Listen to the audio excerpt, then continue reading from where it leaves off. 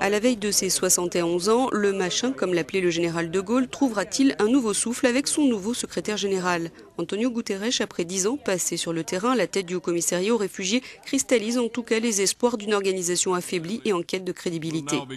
Ban Ki-moon n'a pas su s'imposer ni en externe ni en interne. Les grands conflits du moment sont restés sans solution et l'organisation elle-même n'a pas connu les réformes pourtant attendues de longue date. Nous sommes en 1945. La conférence de San Francisco jette les bases de l'ONU.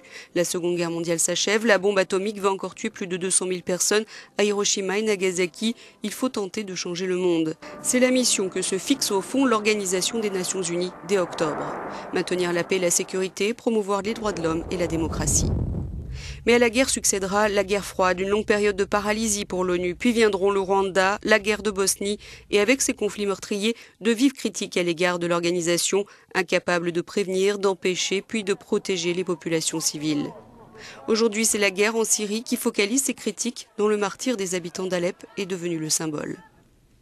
Pourtant, en 2005, le très charismatique et respecté Kofi Annan quittait l'ONU en lançant un appel. Je prie instamment les États membres de rendre le Conseil de sécurité plus largement représentatif de la communauté internationale dans son ensemble.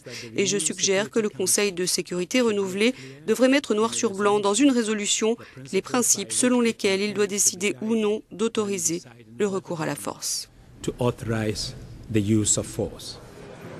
Depuis des mois, le Conseil de sécurité, l'organe exécutif de l'ONU, se déchire sur le conflit syrien. Sera-t-il un jour réformé ? Actuellement, le Conseil comporte 15 membres, dont 5 membres permanents dotés d'un droit de veto. Le G4, Inde, Brésil, Allemagne et Japon, propose un Conseil de 25 membres, dont 6 sièges permanents supplémentaires pour eux-mêmes et 2 pays africains. Outre cet élargissement, censé faire du Conseil un organe plus représentatif de la réalité géographique actuelle, c'est le droit de veto qui est le plus décrié et visé par les velléités de réforme. Un droit dont usent régulièrement certains membres et qui bloque toute action de l'ONU. Le haut-commissaire aux droits de l'homme le déplorait encore récemment. Le Conseil de sécurité a été incapable de prendre une décision en ce qui concerne l'arrêt des interventions à Alep la semaine dernière, dit-il, et cela soulève beaucoup de questions. On parle du Conseil de sécurité, mais la sécurité pour qui? Certainement pas pour les habitants de l'Est d'Alep.